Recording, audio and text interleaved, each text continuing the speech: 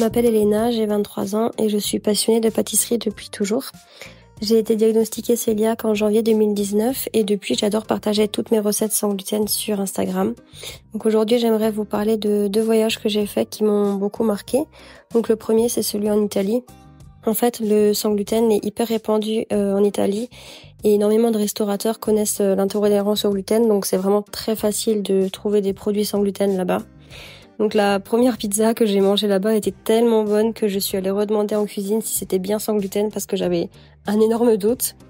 Et à ce restaurant-là, j'ai même eu le droit à une corbeille de pain sans gluten, donc c'était vraiment super cool.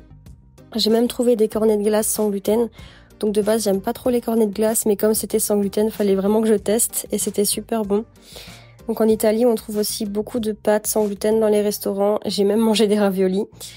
Et il y a aussi des burgers sans gluten au McDo, donc c'est vraiment pratique pour manger rapidement quand on n'a rien sous le coude, donc c'est vraiment chouette. L'Italie sans gluten, c'est vraiment pratique.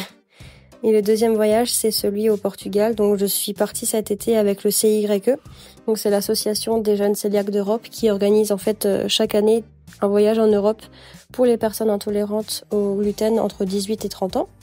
Et cette année, j'ai eu la chance d'y participer.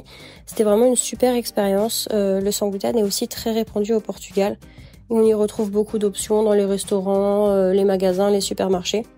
Donc c'était super intéressant d'échanger en fait avec les personnes qui viennent des 4 coins de l'Europe.